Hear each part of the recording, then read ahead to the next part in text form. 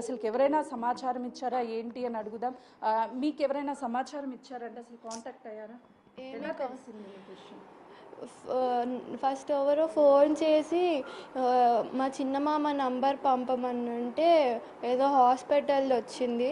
దాని తర్వాత ఎవరు అంటే ఇంటి దగ్గరికి ఎవరో వచ్చి ఇలా ఇలా అని చెప్పారు. అప్పటికి ఇంకా ఎగ్జాక్ట్గా తెలియదు ఏమైందో. అంటే మీరు మాట్లాడే ప్రయత్నం చేశారా? కాల్ చేశారా? మా నాన్నతో అయితే మాట్లాడాను. లెఫ్ట్ లెగ్ ఒక్కటే ఫ్రాక్చర్ అయ్యింది అని అన్నారు. ఇంకా మా అమ్మ వాళ్ళది ఏం అడిగితే తెలీదు అని అన్నారు. వేరే హాస్పిటల్లో ఉన్నారని. అంటే మా అమ్మాయికి మీరు కాంటాక్ట్ అయ్యారా? కాల్ ఏమన్నా? మా అమ్మ వాళ్ళకి కాల్ చేస్తే స్విచ్ ఆఫ్ అనే వస్తుంది ఫోన్. ఎవరు లిఫ్ట్ చేయట్లేదు. జరిగినటువంటి సంఘటన చాలా బాధాకరము. ఈ నాచారంకి సంబంధించినటువంటి పరిధిలోనే 9 కుటుంబాల్లో కి సంబంధించినటువంటి వ్యక్తులు వెళ్ళారు. అందులో 7 చనిపోయారని చెప్తున్నారు. అసలు కనీసం వాళ్ళు ఇంటికి తిరిగి క్షేమంగా రావాలి అని చెప్పేసి కోరుకుంటున్నాము. కానీ ఏం జరిగింది అక్కడ ఏంటి అనేది అర్థం కాలేదు. వెళ్ళేటప్పుడు ఎంతో సంతోషంగా వెళ్ళారు. కానీ ఇలా అవుతుంది, ఇలా ఇన్సిడెంట్ జరుగుతుంది, లేకపోతే వాళ్ళకి ఇంజూరీస్ అవ్వడం కానీ లేకపోతే వాళ్ళ ప్రాణాలు కోల్పోతారని అస్సలు ఊహించలేదు. చాలా బాధాకరమని వాళ్ళ ఆవేదన అందరూ కూడా ఒకే కుటుంబ సభ్యుల అంటే ఒక కుటుంబ సభ్యులైనా అందరూ లేకపోతే ఫ్రెండ్స్ కూడా ఉన్నారా అందులో? మొత్తం 9 మంది, మొత్తం 14 మంది ఆ మినీ ట్రక్ లో ఉన్నారు అన్న ఇన్ఫర్మేషన్ ఉంది. నాచారం ప్రాంతంలో నుంచి కార్తికేయ నగర్ నుంచి 7 మొత్తం వెళ్ళారు. అంతా కూడా ఫ్రెండ్స్ అని చెప్తున్నారు. వీళ్ళంతా కలిసి వెళ్ళారు. కానీ ఇందులో ఉన్నటువంటి 7గురిలో చనిపోయినటువంటి వాళ్ళే ఎక్కువగా ఉన్నారు. 2కి మాత్రమే మేజర్ ఇంజూరీస్ అయ్యాయని తెలుస్తున్నాయి. రెగ్యులర్గా ఉదయం లేస్తే అందరూ ఫ్రెండ్స్ కాబట్టి ఒక ఏజ్ వాళ్ళతో పాటు వాళ్ళకంటే చిన్న ఏజ్ వాళ్ళు కూడా ఫ్రెండ్స్గా ఉండి ఒక కుటుంబం లాగా ఉంటాము. అలాంటిది ఈరోజు వెళ్ళినటువంటి వాళ్ళలో 7 వరకు చనిపోవడం నిజంగా బాధాకరం అని చెప్తున్నారు. పక్కన ఉన్నటువంటి ఫ్యామిలీ మెంబర్స్ కూడా ఎంతో కలిసి ఉండే వాళ్ళము. ఒకే కుటుంబంలో అటు తండ్రితో పాటు మరోవైపు మేనమామ. కొద్దిసేపటి క్రితం మనతో మాట్లాడినటువంటి అమ్మాయి నాన్న కాల్ చేసి నాకు కాలుకి ఇన్జ్యూర్ అయింది, మామయ్య ఎక్కడున్నాడో తెలియదు అని చెప్పేసి వాళ్ళ నాన్న చెప్పాడు. కాల్ చేస్తే ఫోన్ స్విచ్ ఆఫ్ వస్తుంది అని తన చెప్తున్నారు. మరోవైపు పక్కనే ఒకే కాలనీకి సంబంధించినటువంటి వీళ్ళు అందరం కలిసి వెళ్దాము, ప్రయాగకి వెళ్దాము, అక్కడ జాలీగా గడపడంతో పాటు ఈ దైవ దర్శనం కూడా చేసుకున్నట్లుంటుంది అని అందరూ కలిసి వెళ్ళారు. కానీ తిరిగి వచ్చేటటువంటి సమయంలో వాళ్ళ స్నేహం అక్కడ కూడా విడిపోలేదనే చెప్పాలి. ఎంత కలిసి అక్కడికి వెళ్ళారో తిరిగి వచ్చేటప్పుడు కూడా అందరూ ప్రాణాలు అంటే మరణంలో కూడా స్నేహం బంధుత్వం వీడలేదు అని చెప్పేసి వీళ్ళు ఆవేదనతో పాటు బాధను వ్యక్తం చేస్తున్నారు. చిన్న పిల్లల దగ్గర నుంచి అసలు ఏమైంది, ఏం జరిగింది వాళ్ళకి తెలియదు. కానీ వాళ్ళ తల్లిదండ్రులు ఏడుస్తుండడంతో ఆ పిల్లలు కూడా ఏం జరిగిందో తెలియకపోయినా సరే వాళ్ళ ఆ తల్లిదండ్రులు ఏడుస్తుంటే వాళ్ళు కూడా గుక్క పెట్టి ఏడుస్తున్నారు. వాళ్ళని ఓదార్చడము ఎవరి తరం కాదనే చెప్పాలి. ఒక కుటుంబంలో 2 విషాద ఘటనలు జరిగితే ఒక ఇష్యూ జరిగితేనే చిన్న కుటుంబంలో వ్యక్తులకి గాయమైంది తెలిస్తేనే తల్లి తల్లడిల్లిపోతుంది. కొడుకుకి ఏమైంది దగ్గర ఉండి చూడడానికి వెళ్ళడానికి కూడా పరిస్థితి లేదు. ఎక్కడో మధ్యప్రదేశ్ అంటే వేరే రాష్ట్రంలో జరిగినటువంటి ఘటన కాబట్టి పోలీసులు కావచ్చు, ఆ స్టేట్కి సంబంధించినటువంటి వాళ్ళందరూ సపోర్ట్ చేయాలి. వెంటనే చనిపోయినటువంటి వాళ్ళని నాచారంలోని తమ సొంత ఇళ్ళకి పంపించాలి. అక్కడ ట్రీట్మెంట్ అందుతున్నటువంటి వాళ్ళు ఎవరైతే ఉన్నారో వాళ్ళకు కూడా మెరుగైన ట్రీట్మెంట్ అందించాలి అని అంటున్నారు. మరోవైపు ఆ పిల్లలకి అసలుకి ఏం తెలియదు, కానీ పెద్దనాన్న అని చెప్పేసి ఆ పిల్లలు తల్లడిల్లిపోతున్నారు. ఈ ఘటన అందరినీ కలిచివేస్తుంది. ప్రస్తుతానికి వాళ్ళ కుటుంబంలో విషాద ఛాయలు నెలకొన్నాయి.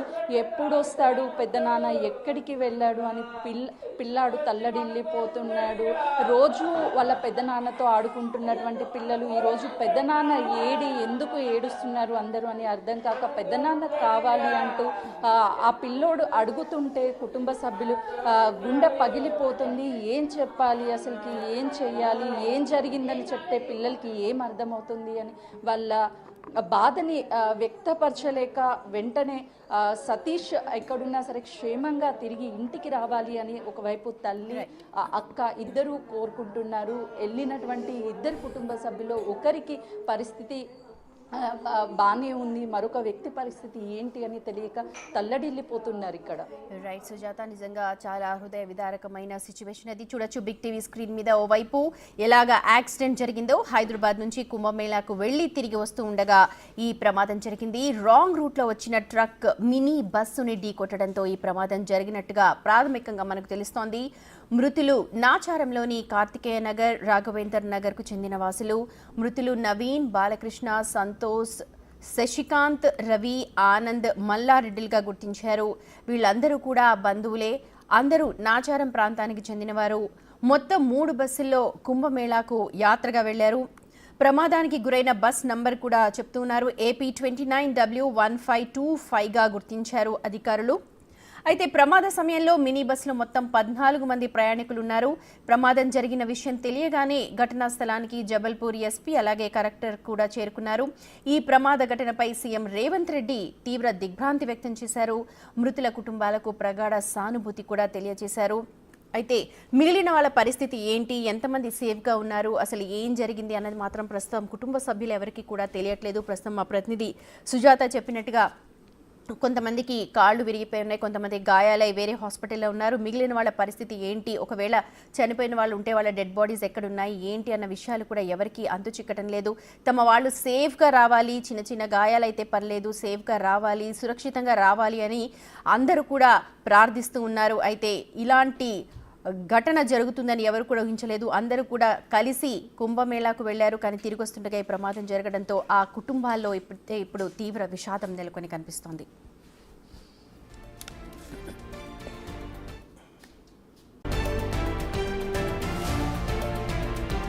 రైట్, మధ్యప్రదేశ్లో జరిగిన ఘోర రోడ్డు ప్రమాదానికి సంబంధించిన బ్రేకింగ్ ఇది. సిహోరా వద్ద సిమెంట్ లోడ్తో ఉన్న భారీ ట్రక్ మినీ బస్సును ఢీకొట్టింది.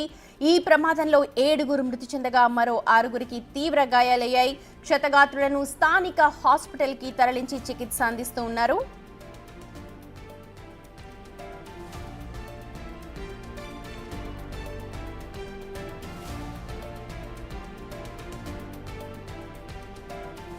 అయితే ఈ యాక్సిడెంట్లో హైదరాబాద్కు చెందిన వాళ్ళు కూడా ఉండటంతో తీవ్ర విషాదం చోటు చేసుకుంది. ప్రస్తుతం మా ప్రతినిధి సుజాత ఉన్నారు, తనని అడిగి మనం మరిన్ని డీటెయిల్స్ తెలుసుకుందాం. సుజాత, కుంభమేళాకి వెళ్ళి తిరిగి వస్తుండగా ఈ ప్రమాదం జరిగినట్టుగా మనకు ఇన్ఫర్మేషన్ అందుతోంది. మీరు ప్రస్తుతం వాళ్ళ ఇంటి దగ్గరే ఉన్నారు.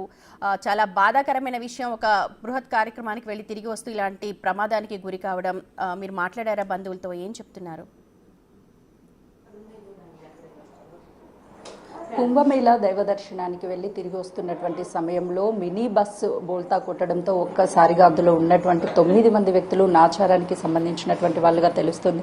అందులో 7 అక్కడికక్కడే మృతి చెందగా మరో 2 గాయాలు కావడంతో వాళ్ళని హాస్పిటల్కి తీసుకువెళ్లారని చెప్తున్నారు. ప్రస్తుతం వాళ్ళ కుటుంబ సభ్యులంతా కూడా విషాద ఛాయలు నెలకొన్నాయి. ఎందుకు అనంటే ఎంతో దైవ దర్శనానికి వెళ్ళి తిరిగి వస్తారు అని అనుకున్నటువంటి వాళ్ళు ఇక తిరిగి రాలేదు అని తెలుసుకున్నటువంటి వాళ్ళు ఒక్కసారిగా కుప్పకూలిపోయారు. ఇది చాలా బాధాకరం అనే చెప్పాలి. ఒకవైపు కుటుంబంలో ఉన్నటువంటి కొడుకుని కోల్పోయి తల్లి తల్లడిల్లిపోతుంది. రీసెంట్గానే కోడలు చనిపోయింది, తనకి 2